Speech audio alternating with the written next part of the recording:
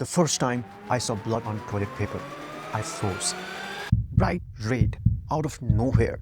I had no idea what hemorrhoids were, or that tiny red spots would change the course of my life. And if you are going through something similar, in this episode, I will show you exactly what helped me from diet to movement to mindset, and how I finally stopped living in fear of the next flare-up.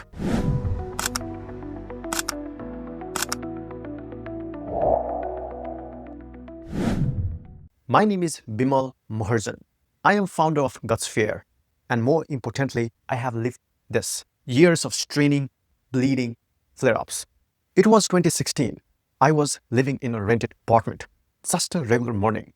I went to the bathroom. I had been straining for a few days. I didn't think much of it. Back then, I didn't even understand what constipation really meant.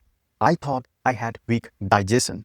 If anything, I leaned more towards diarrhea. But that day, I wiped with toilet paper and saw blood, bright red, and I panicked. Seeing blood from your rectum is not just unsettling, it's scary. I didn't know what hemorrhoids were, and I brushed it off. But it kept happening. At first, I tried what most people do, over-the-counter creams, fiber supplements, and hoping it would go away. But nothing stuck. It got worse. Chronic constipation, worsening hemorrhoids, and then came fissures. Eventually, I ended up getting a colonoscopy to rule out colon cancer, which, by the way, was a difficult and expensive experience. Please check out my colon cancer series. I lost weight, I missed work, I spent weeks talking to insurance companies, and in the middle of it, I kept thinking, why is this happening? Why does no one talk about this? And why is it so hard to manage something so common? Looking back, my early hemorrhoids had clear causes: poor diet, chronic stress, long hours, and worst of all, daily straining due to constipation. That's what caused it in 2016. But things have changed. Today, I have healed my gut. I eat fiber-rich meals. I stay hydrated. I rarely strain. I no longer have the same constipation issues. And yet, I still get flare-ups. These days, it's not the food. It's the exercise. Every time I push too hard with workouts, especially squats, deadlifts, or high-intensity training, I flare up. Sometimes it's because I skipped warm-ups. Other times, it's how I breathe or brace during lifts. The pressure builds up, and my body lets me know. So now I know. The original root was inside my gut. The current triggers are mechanical: pressure, posture, and coordination. Here's what I do when I feel the first signs of flare-up. I stop heavy training, especially squats or anything that increases intra-abdominal pressure. I switch to yoga, happy baby pose, child's pose, supine twirl, gentle breeze or breeze pose.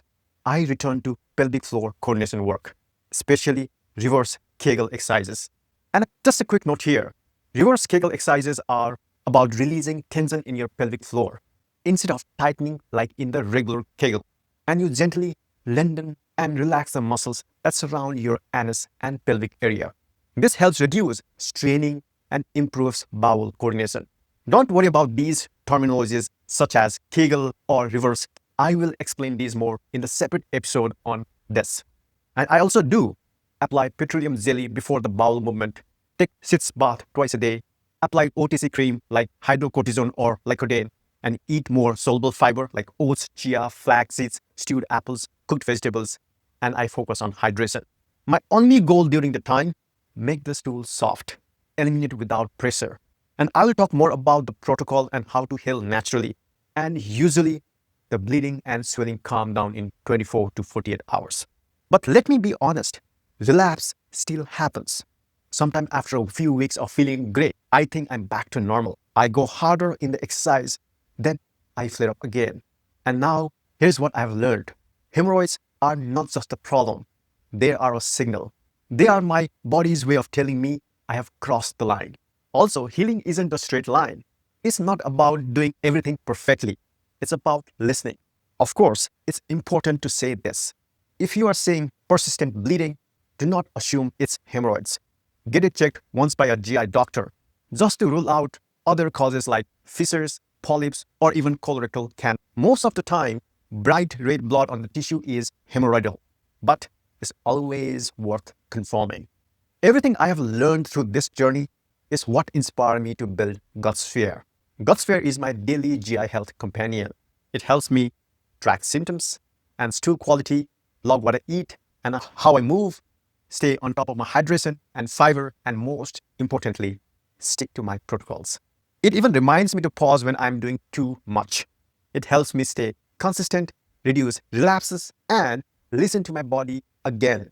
That's why I built it. And if you are going through something similar, I think it can help you too. We are live on both Android and iOS. You can find the link to the app in the description and give it a try. This is just the beginning of the series. In the next episode, we will go deeper into the science behind hemorrhoids, what causes them, how the anatomy works, and why it's not just about food or fiber. If you have ever felt confused, ashamed, or stuck, you are not alone. Nearly 75% of adults will experience hemorrhoids at some point in their lives. And obviously, you can heal, you can manage them, and you don't have to go through it blindly. I will see you in episode 2.